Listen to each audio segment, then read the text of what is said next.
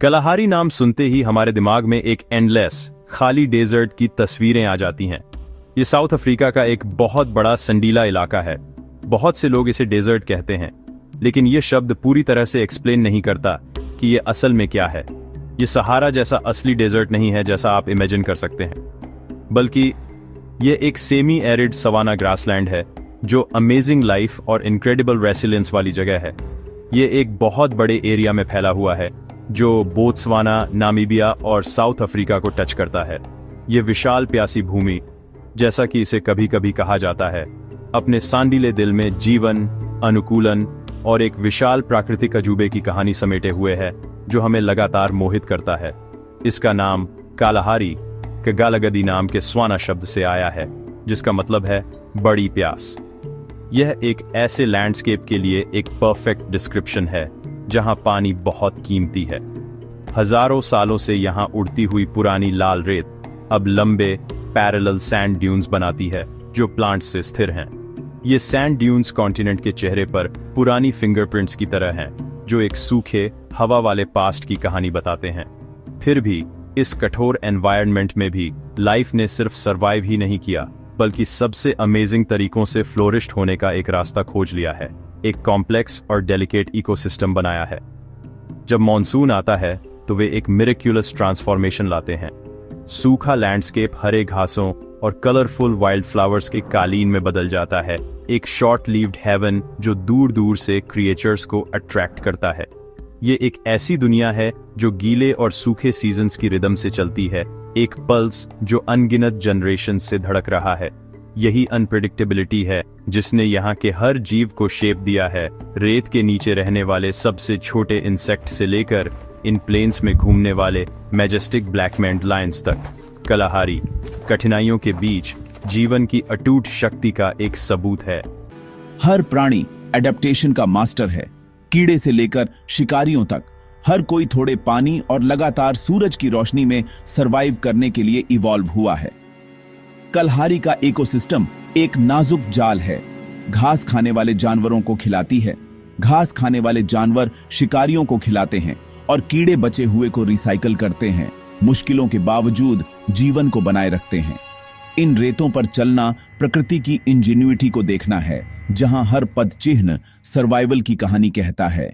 Kalahari Africa के iconic mammals का घर है, जहां शिकारी और शिकार रोज की लड़ाई में लगे रहते हैं। काले अयाल वाले शेर जो ज्यादातर से बड़े और ज्यादा टफ होते हैं, बड़े इलाकों में घूमते हैं, गेम्सबॉक और विल्डेबीस्ट का शिकार करते हैं।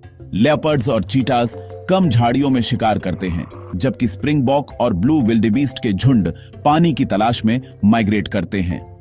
गेम्सबॉक अपने शानदार सींगों के साथ हफ्तों तक बिना पानी पिए सरवाइव करते हैं, रेगिस्तानी पौधों से नमी लेते हैं। बड़े जानवरों के नीचे मेरकैट्स अपने बिल्लों की रखवाली करते हैं और ग्राउंड स्क्विरल्स अपनी पूंछ का इस्तेमाल छांव के लिए करते हैं। हनी बैजर, निडर और अथक और बैट ईयर्ड फॉक्स हल्की से हल्की आवाजों को भी सुनने वाला रेगिस्तान की डाइवर्सिटी दिखाते हैं।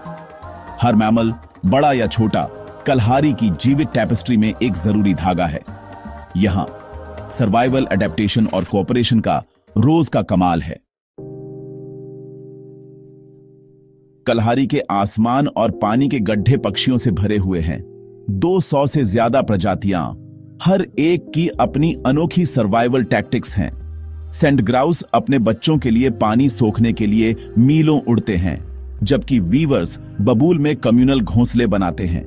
मार्शल ईगल जैसे शिकारी पक्षी ऊपर उड़ते हैं, हमेशा शिकार की तलाश में रहते हैं। सरीसृप यहां पनपते हैं। कोबराज और पफ एडर्स चूहों को कंट्रोल करते हैं। लियोपर्ड टॉर्टोइसेस धीरे धीरे चरते हैं और छिपकलियां गर्म रेत पर दौड़ती है। जब कभी बारिश होती है तो छिपे हुए मेंढक जमीन के नीचे से निकलते हैं, पानी गायब होने से पहले बच्चे पैदा करने की जल्दी में। हर पक्षी, छिपकली और सांप एक स्पेशलिस्ट है जो कलहारी की कठोर रिदम्स के लिए पूरी तरह से अडेप्टेड है।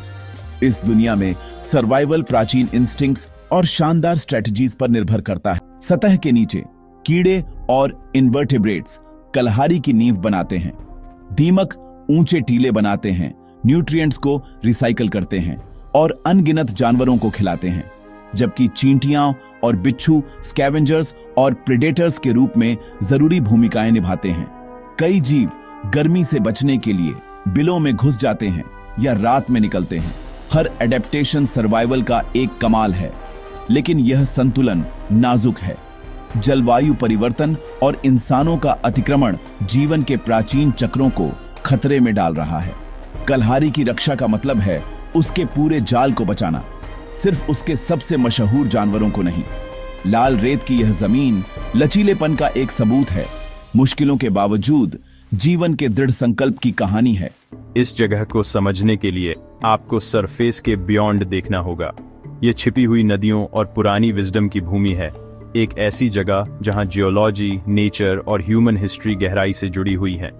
इसका महत्व केवल जियोलॉजी के बारे में नहीं है, यह यूनिक वाइल्ड लाइफ के लिए एक क्रिटिकल सेफ हेवन है और ह्यूमन काइंड के कुछ सबसे पुराने कम्युनिटीज के लिए एक कल्चरल हब है। जैसे जैसे हम इसके सीक्रेट्स में गहराई से जाते हैं, हमें एक ऐसी दुनिया मिलती है जो इसकी प्यास से डिफाइन होने वाली जगह से कहीं ज्यादा रिच और कॉम्प्लेक्स है। कालाहारी हर तरह से सच में एक लिविंग डेजर्ट है। कालाहारी की भूगर्भीय नींव एक बड़ा सपाट बेसिन है जो रेत से भरा हुआ है, कुछ जगहों पर सैकड़ों मीटर गहरा है।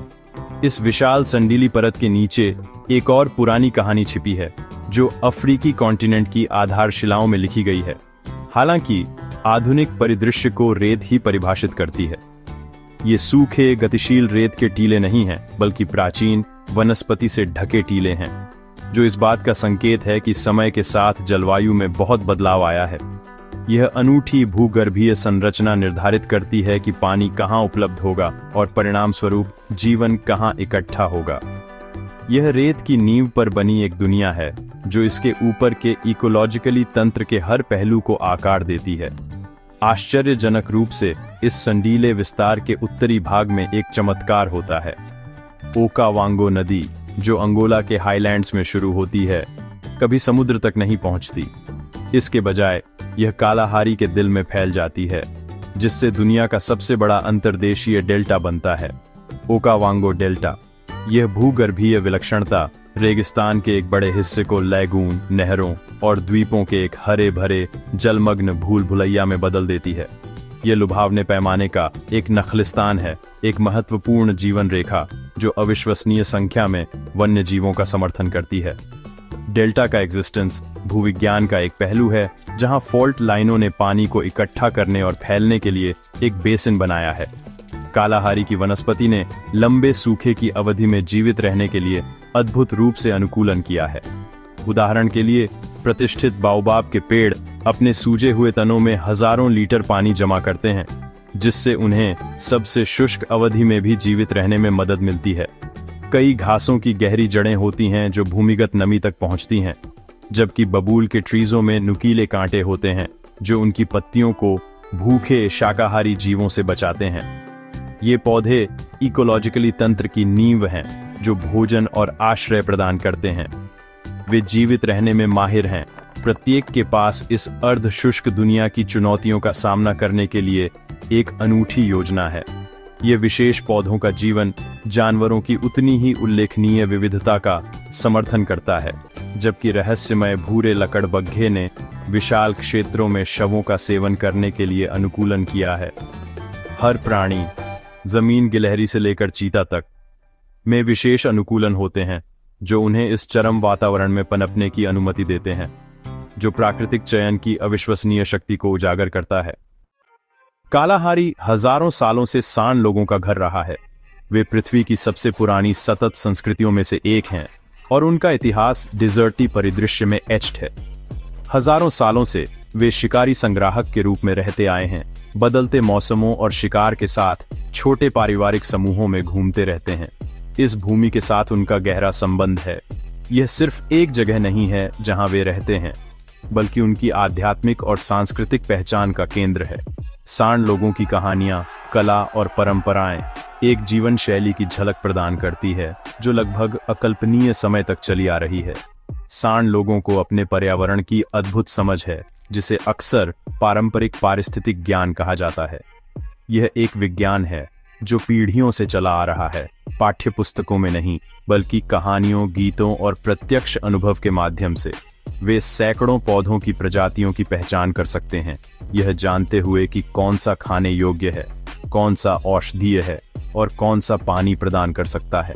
वे रेत में सबसे छोटे निशानों को भी पढ़ सकते हैं, जानवरों के व्यवहार की गहरी समझ रखते हैं, जो बस अद्भुत है। यह ज्ञान सिर्फ अकादमिक नहीं है, यह एक कमी वाली भूमि में उनके एग्जिस्टेंस के लिए महत्वपूर्ण है। उदाहरण के लिए, उनकी शिकार तकनीकें, दृढ़ता, ट्रैकिंग और गहरी पारिस्थितिक समझ का एक मास्टर क्लास है। दृढ़ता शिकार, जहां एक शिकारी घंटों या दिनों तक गर्म धूप में एक जानवर का पीछा करता है, मानवीय सहन शक्ति का एक शानदार कारनामा है। यह भूमि को पढ़ने और जानवरों की गतिविधियों का अनुमान लगाने की अविश्वसनीय क्षमता पर निर्भर करता है। प्राकृतिक दुनिया के साथ यह गहरा संबंध सम्मान पर आधारित है। सांड लोग पारंपरिक रूप से केवल वही लेते हैं जिसकी उन्हें आवश्यकता होती है, यह समझते हुए कि उनका अपना कल्याण उनके आसपास के इकोलॉजिकली तंत्र के स्वास्थ्य से गहराई से जुड़ा हुआ है। दुर्भाग्य से यह प्राचीन जीवन शैली खतरे में है। आधुनिक दुनिया ने उनकी पैतृक भूमि पर अतिक्रमण कर लिया है और कई सांड समुदायों को विस्थापित कर दिया गया है। गरीबी और सांस्कृतिक पहचान के नुकसान का सामना करना पड़ रहा है। उनकी भाषा और परंपराओं का क्षरण पूरी मानवता के लिए एक अपूरणीय क्षति का प्रतिनिधित्व करता है। उनका ज्ञान अतीत का अवशेष नहीं है, इसमें एक स्थायी भविष्य के लिए महत्वपूर्ण सबक हैं। सांड लोगों के अधिकारों की रक्षा करना और उनकी सांस्कृतिक विरासत का सम्मान करना केवल न्याय का प्रश्न नहीं है, बल्कि कालाहारी की समृद्ध जैविक और सांस्कृतिक विरासत को संरक्षित करने की दिशा में एक महत्वपूर्ण कदम है। कालाहारी की रेत के नीचे धन का एक और आधुनिक स्रोत है, डायमंड्स। हीरे के बड़े भंडार की खोज ने बोत्सवाना को दुनिया के सबसे गरीब देशों में से एक से मध्यम आय वाले देश में बदल दिया है। इस खनिज संपदा को अपेक्षाकृत बुद्धिमानी से मैनेज किया गया है, जिसने पूरे देश में इंफ्रास्ट्रक्चर, हेल्थ केयर और शिक्षा के विकास में मदद की है। हीरे की माइनिंग बोत्सवाना की इकोनॉमी का इंजन बन गई है, एक पावरशाली फोर्स जिसने पिछले आधे सदी में देश की किस्मत को आकार दिया है। ग्लोबल डायमंड मार्केट अस्थिर हो सकता है और खदानें एक लिमिटेड रिसोर्स हैं। इस इकोनॉमिक रियलिटी का एक ऐसे देश के लिए गहरा प्रभाव पड़ता है जहां पब्लिक बजट का एक बड़ा हिस्सा हीरे से होने वाली इनकम से भरा जाता है। इसके अलावा माइनिंग ऑपरेशंस, भले ही वे अक्सर दूर दराज के इलाकों में स्थित हों, उनका एक एनवायरमेंटल फुटप्रिंट होता है। उन्हें बड़ी मात्रा में पानी और एनर्जी की आवश्यकता होती है, जो डिजर्टी वातावरण में कीमती रिसोर्स हैं, और land use, wild life corridor और लोकल कम्युनिटीज पर प्रभाव के बारे में सवाल उठाते हैं।